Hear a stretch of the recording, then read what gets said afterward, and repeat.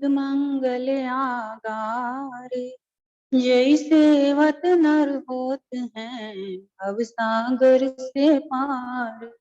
गुरु जी के सुमिरन मात्र से नाशत विघ्न अनंत।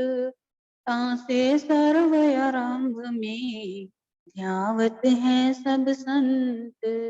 आप प्रगटे इस जगत में जीव काज सुधारने। शब्द नाव बनाई सुंदर दुखित जीव उबारने। नम्रता और दीनता से भेंट सतगुरु लीजिए। मैं हूँ शरणागत तिहारी दास अपना कीजिए। मैं हूँ शरणागत तिहारी चरणों में रख लीजिए। बोल जयकारा बोल मेरे श्री गुरु महाराज की जय।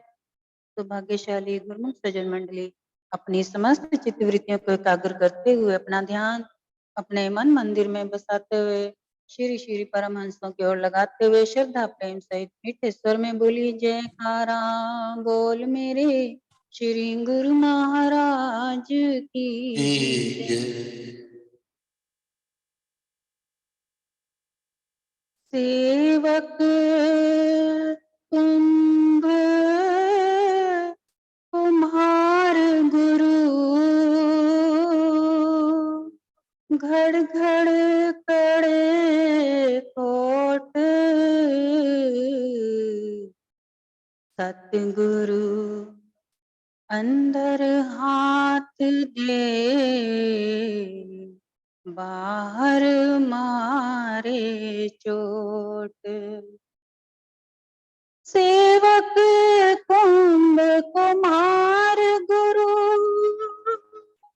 घड़ घड़ कड़े कोट।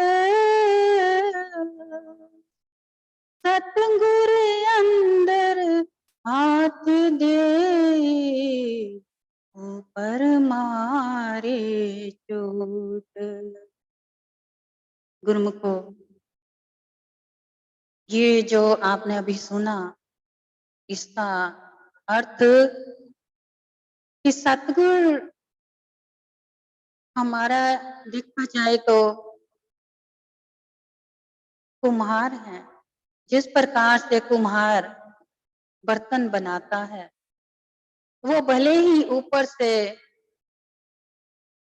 जब घड़ा बना रहा होता है ऊपर से हाथ मारता है और अंदर वो हाथ रख के रखता है, इसलिए ये घड़ा जो बन रहा है कहीं ये चटक ना जाए टूट ना जाए।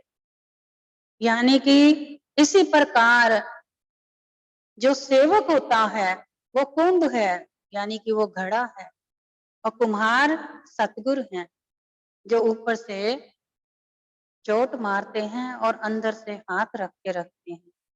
इसी प्रकार हमारे गुण अवगुण जितने भी होते हैं उनको सुधारने का उन्हीं का ही कोई ना कोई ऐसा जरिया तरीका निकालते हैं जिससे कि हमें वो हमारे अंदर से जितने भी खोट हैं वो सारे खोट दूर करके हमें इस प्रकार से बना दें जैसे एक कुंभ बन जाता है, यानी कि जो मटका बन जाता है घड़ा, उसके अंदर फिर ठंडा पानी आता है और उस ठंडे पानी शीतल जल से हर किसी की आत्मा तृप्त होती है। इसी प्रकार प्रभु हमारे अंदर से अवगुणों को निकाल करके हमें शुद्ध शीतल की तरह निर्मल बना देते हैं, जिससे हमारे मुख से जो भी वचन निकले, किसी के लिए भी कैसे भी शब्द निकले, वो ऐसे निकले जिससे कि हर किसी के अंतर मन को जाकर के छुए और उसके अंतर आत्मा में निर्मलता आए और शीतलता आए। तो गुरुमुखो ऐसे ही हम अगर संसार में जैसा जैसा रवैया रखेंगे, जो जो भाषा बोलेंगे, जैसी जैसी आदत बनाएंगे, वो आदत ही तो हमारा गुण बनता जाता है। चाहे आज हम आदत अच्छी बना रहे हैं या बुरी बना रहे हैं, या हम किसी को अच्छा बोलते हैं या बुरा बोलते हैं, बोलने वक्त समझ में नहीं आता बोलने वाले को कि मैं किसी को क्या बोल रहा हूँ और किसी के ऊपर क्या इसका असर प्रभाव हो रहा है। ये एक परीक्षा भी होती है प्रभु की ओर से एक सेवक की। अगर वो सेवक अपनी परीक्षा में सफल नहीं हुआ तो उसकी जितनी भी कमाई हुई भक्ति होती है वो सारी की सारी नष्ट हो जाती है, क्योंकि हमारे कंठ में, गुरुमुखो आपको मालूम है, कंठ में सरस्वती का वास होता है और जीवा पे माँ लक्ष्मी का वास होता है। अब हम ये जो लक्ष्मी और सरस्वती हैं ये दोनों बहनें हैं। सरस्वती जो है वो बड़ी बहन है और माँ लक्ष्मी छोटी बहन है। और जब हम कोई भी शब्द बोलते हैं किसी को, कैसे भी शब्द बोले हैं, अगर बुरे शब्द बोलेंगे तो जो अंदर कंठ के अंदर हमारे सरस्वती बैठी हैं उसको ये सहन नहीं होगा कि मेरी बहन को अब शब्द बोलने पे मजबूर किया जा रहा है। और इसलिए जहाँ महालक्ष्मी होती है वो फिर वहां पर रुकना पसंद नहीं करती। इसीलिए कहते हैं कि घरों में आप सुख शांति कैसे बनाए रखेंगे, जुबान से ही बनती है सुख शांति। अगर जुबान का प्रयोग हम जिस प्रकार का करेंगे उसी प्रकार का घर में धन, वैभव, मान, सम्मान, मर्यादा, इज्जत, ये सब कुछ हमें मुफ्त में ही मिलेगी, केवल एक जुबान की खातिर। अब जुबान एक है लेकिन उसके अंदर गुण अनेक हैं। अब चाहे तो अच्छे गुणों का उपयोग करें, चाहे तो बुरे गुणों का उपयोग करें।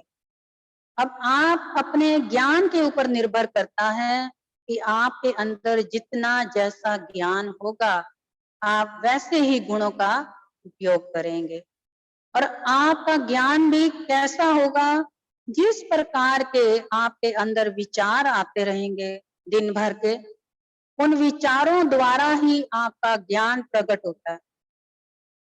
आपके विचारों से पता लगता है कि आपके अंदर ज्ञान कितना है, कैसा है। जो आप शब्द बोल रहे हैं, आपके बोलने का जो तरीका सलीका है, या फिर आप किसी के प्रति क्या भाव रख रहे हैं, ये सब आपका ज्ञान उसी वक्त मालूम हो जाता है कि फलाने के अंदर कैसा ज्ञान है। कहने को तो हम गुरुमुख हैं, गुरुमुखो, संसार में भले ही हम टेढ़े मेढ़े कैसे भी चले, इसी प्रकार जैसे कि एक सांप है। हम जीवों का क्या स्वभाव है कि संसार में हम सांप की भांति चलते हैं, टेढ़े मेढ़े, यानी कि किसी से कैसे उलझ गए, किसी से क्या कह दिया, किसी से कैसी बात बना दी, कहाँ झूठ, कहाँ हेर, कहाँ फेर, यानी ये टेढ़ा मेढ़ा रास्ता। अब जब हम गुरु दरबार में जाते हैं तो क्या वहां भी हम इसी प्रकार चलें, या संगत में हम बैठते हैं तो क्या संगत को साथ भी हम ऐसा व्यवहार रखें? संगत को अगर हमने संसारी समझा है, जीव समझकर उनके साथ बैठते उठते हैं, तो फिर तो हम संसारियों वाला व्यवहार ही करेंगे। अगर हम संगत को प्रभु के बच्चे समझेंगे, सभी में प्रभु की आत्मा देखेंगे, तो हम उनके साथ व्यवहार संतों वाला करेंगे। जिस प्रकार से सांप जैसे चलता है टेढ़ा मेढ़ा, लेकिन जब वो अपनी बिल में घुसने लगता है तो आपने देखा होगा वो एकदम सीधा हो जाता है, वहां पर टेढ़ा मेढ़ा नहीं होकर जा सकता बिल के अंदर। क्यों? क्योंकि टेढ़ा मेढ़ा होगा तो उसके अंदर घुस नहीं पाएगा अपने बिल में। इसी प्रकार जब गुरु के दरबार जाने लगो या साध संगत में बैठने लगो, चाहे सत्संग में बैठने लगो, तो उस वक्त सांप की भांति अपने आप को, अपने विचारों को सीधे रखें। अपने मन में उल्टे सीधे ना तो विचार आने दें, ना किसी के प्रति गलत भाव आने दें। जैसे जैसे विचार आपके होंगे वैसे ही आपका स्वभाव, आपके गुण, आपके कर्म अपने आप बनते जाएंगे और जिससे कि आपको फिर उसका खमियाजा जो है उठाना पड़ेगा। आज कोई दुखी है या परेशान है शारीरिक कष्टों से या घरेलू झगड़ों से या किसी भी प्रकार की परेशानी आई हुई है, चाहे उसके काम धंधे में है, चाहे उसकी नौकरी पेशा कहीं किसी चीज की भी है, उसका कारण क्या है? उसके गुण, क्योंकि गुण उसके अभी सद्गुण नहीं बने हैं। अगर गुणों में सद्गुणता नहीं आएगी, शुद्धता नहीं आएगी, तो हमें वापिस होकर के वो कैसे मिलेंगे? जैसे उदाहरण के तौर पर अगर हम किसी को कोई खर्चा आ जाता है हमारे ऊपर किसी भी प्रकार का घर में, तो हमने किसी को जैसे पैसे देने हैं, तो हम कितने गुस्से में देते हैं, कितने क्रूरता और व्यवहार से देते हैं। ये मन में विचार रखते हुए कि क्या ये भी खर्चा आ गया, इसको देने पड़ेंगे, ये जरूरी थे क्या? हे परमात्मा, ये क्या हो गया, पैसे देने पड़ रहे हैं, काश ये पैसे ना ही जाते तो अच्छा था, ये मेरे किसी काम आ जाते। अब ना जाने क्या क्या सोचने लग जाते हैं, लेकिन ये नहीं सोचते कि जिसका हमने देना है, अगर हम वही पैसे देने का तरीका सीखें गुरुमुखों, ये बहुत गहरी बात है, इससे आपको बहुत लाभ होगा। ध्यान से सुने। जिस वक्त हम किसी को पैसे देते हैं, चाहे हम माथा टेक रहे हैं, चाहे हम किसी के लिए कुछ खरीद रहे हैं, चाहे हम किसी का उधार चुकता कर रहे हैं, या हम किसी को वैसे ही दे रहे हैं, मदद कर रहे हैं, उस वक्त आपने पैसे देते वक्त क्या करना है? पहले तो मन में अपने ध्यान में माँ लक्ष्मी का ध्यान करते हुए ये कहना है, हे माँ लक्ष्मी, मैं तेरे को दे तो रहा हूं, पर मैं ये चाहता हूं कि तू जिसके पास भी जाए उसके घर में बरकत डालियो, उसको लाभ पहुंचाइयो, उसकी रात दिन दुगना रात चुगनी करके उसको बरकत डाल के फिर उसके बाद मेरे पास वापस आ जाइए। बस इतना सा विचार आपको कहां से कहां पहुंचा सकता है। अगर ये विचार रख के किसी को पैसे देंगे, क्योंकि जो आप मन में विचार रखेंगे किसी को देंगे, वही पलट कर आपको वापस मिलने हैं, ये याद रखें। जैसे कि आपके घर में कोई मेहमान आ जाता है, अगर आप उस मेहमान की खातिरदारी अच्छे से नहीं करते, बड़ी क्रूरता से उसके साथ व्यवहार करते हैं, ये सोच के क्या आ गया ये, अब इसको चाय पानी पिलानी पड़ेगी, इसकी रोटी पानी खिलानी पड़ेगी, छोड़ो इसको, जैसे कैसे बातों से टरकाओ, उसको भगाओ। हम गुस्से से उसके साथ व्यवहार करते हैं कि नहीं? अगर कोई हमारी खुशी का बंदा ना आए, हमें लाभ पहुंचाने वाला ना आए, तो हम ऐसे व्यवहार करके उसको सोचते हैं किस तरीके टालो और भगाओ इसको। अब वो जब जाएगा तो क्या दोबारा उसका मन करेगा आने का? अगर किसी को हम इस प्रकार से उसका निरादर करके उसको घर से निकालेंगे, तो क्या दोबारा उसका मन करेगा वापस आने का हमारे घर? नहीं करेगा ना। इसी प्रकार से जब हम लक्ष्मी जो होती है, पैसा धन, अगर हम उसको निरादर के साथ किसी को देते हैं, तो वो दोबारा वापस हमारे घर कदापि नहीं आएगी, क्योंकि वो सोचेगी इन्होंने मुझे बड़ी क्रूरता से बाहर निकाला है, दूसरे के हाथ में दिया है, श्रद्धा प्रेम भाव से नहीं दिया। तो जिस घर में श्रद्धा प्रेम भाव नहीं है, वहां मैं क्यों आऊं? इसी प्रकार अगर हम अपने विचारों पे शुद्धता लाएं, अपने स्वभाव में शुद्धता लाएं और दूसरे के प्रति भी भला सोचें, तो जैसा भला सोचेंगे वैसा ही भला पाएंगे। क्योंकि जिस प्रकार से हम एक बॉल है सामने दीवार पे मारते हैं, तो वो दीवार से वापस हमारे पास आती है बॉल।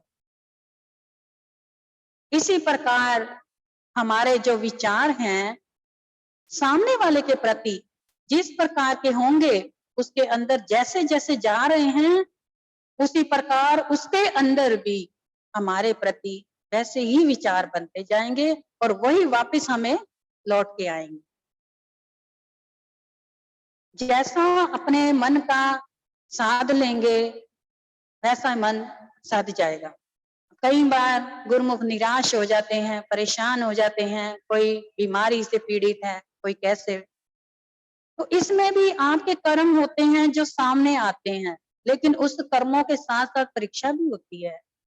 अगर हम उस परीक्षा में सफल होते हैं तब तो हम बहुत जल्दी इस जन्म से 84 लाख के जन्म से छुटकारा पा लेते हैं। अगर हम डोल जाते हैं तब हम इस जीवन तो क्या न जाने कई जन्मों तक फिर से भटकना आरंभ कर देते हैं। अगर हमने इतने वर्षों तक गुरुमुखों में रह करके अपने विचारों पे शुद्धता नहीं पाई, विचारों को शुद्ध नहीं किया, कंट्रोल में नहीं किया अपनी जुबान को, तो फिर हमारा सत्संग सुनना इतने समय तक सब व्यर्थ है। सत्संग सुनने का प्रारब्ध ये है कि आप जरूरी नहीं कि रोज रोज सत्संग सुनना है।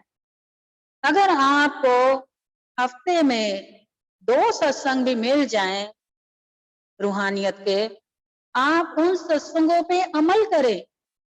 जब तक से आप उस सत्संग को अमल करके अपने जीवन में धारण नहीं करते, तब तक आपको दूसरा सत्संग नहीं सुनना चाहिए। क्यों? क्योंकि जितने ज्यादा सत्संग सुनते रहेंगे, आप उसमें से एक भी गुण अपने अंदर धारण नहीं कर पाएंगे। कारण कि आपके दिमाग के अंदर इतने सत्संग सुन सुनकर उसकी खिचड़ी पक गई है। अब जहां खिचड़ी पक जाए, अब भला उस खिचड़ी में से कोई कहे कि ये वाली दाल अलग कर दो, वो वाली दाल अलग कर दो, चावल अलग कर दो, हो पाएंगे कभी? जिस कारण आपके ऊपर सत्संग का प्रभाव नहीं पड़ रहा, नहीं जीवन सुधर रहा, जिस कारण सारा दिन चाहे आप भले ही जूम मीटिंग पे बैठे हैं, चाहे किसी भी सत्संग में जुड़े रहें, कोई लाभ नहीं। तो इसलिए गुरुमुखों, जितना हो सके सत्संग के वचनों को अमल करें। एक एक वचन जो है महापुरुषों की ओर से आते हैं, आप सब जीवों के उद्धार के खातिर। अगर आपका उद्धार सत्संग से होना है तो एक सत्संग से भी हो जाना है। अगर नहीं होना तो भले ही आप जितने मर्जी सत्संग सुने, जितने मर्जी अमृतवाणियां बोले, जितने मर्जी ग्रंथ पढ़े, पोथियां पढ़े, तब भी आपको कोई लाभ नहीं हो सकता।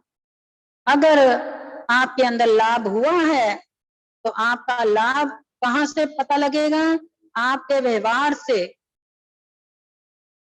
आप अपने घर में, अपने परिवार से या अपने जान पहचान वालों से या संगत से कैसा व्यवहार करते हैं, क्या शब्द बोलते हैं। शब्द हमेशा सोच समझ कर ही बोलने होते हैं। शब्दों में ही सारी बात है। एक शब्द जो है मारे कहते हैं, एक एक शब्द जो है तीर की तरह किसी के सीने पे चुभ जाए तो उसका अंजाम कितना खतरनाक होता है, ये आप अच्छे तरह भले बातें जानते हैं। कि जिस प्रकार से महाभारत में आपने द्रौपदी का देखा था कि केवल एक ही शब्द बोला था, तो उसी की वजह से पूरा महाभारत चिढ़ गया, जिसमें के ना तो कोई रहा और ना ही उसमें कोई किसी का लाभ हुआ। तो इसी तरह से हमने भी अपने शब्दों पर ध्यान करते हुए अपने प्रभु की लाज रखनी है, ये सोचकर कि जिस गुरु के हम शिष्य हैं, हम उस गुरु की लाज रखें, हम शब्द सोच समझ कर बोलें। दूसरों की इज्जत को ढकेंगे तो आज हमारी भी इज्जत ढकी रहेगी। अगर किसी की इज्जत का पर्दा उठाएंगे तो कल को हमारी भी उठ सकती है। इस बात का भली भांति ध्यान रखते हुए अपने जीवन का लाभ उठाएं और प्रभु की प्रसन्नता पाते हुए महापुरुषों का शुभ आशीर्वाद पाएं। गुरुमुखो, इसी में आपका लाभ। बोलो जयकारा, बोल मेरे श्री गुरु महाराज की जय।